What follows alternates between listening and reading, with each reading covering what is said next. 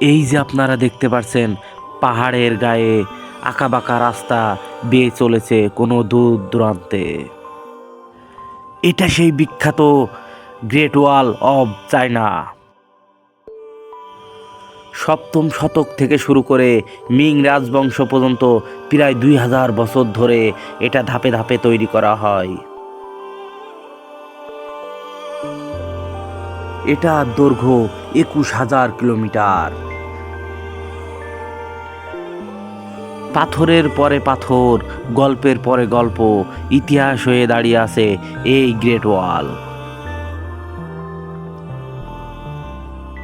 এটা পৃথিবীর দীর্ঘতম মানব নির্মিত স্থাপনা।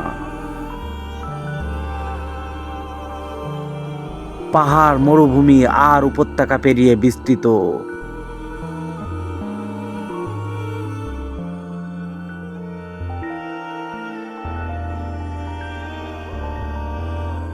গ্রেট ওয়াল মানুষের অসম্ভবকে সম্ভব করে তোলার গল্প।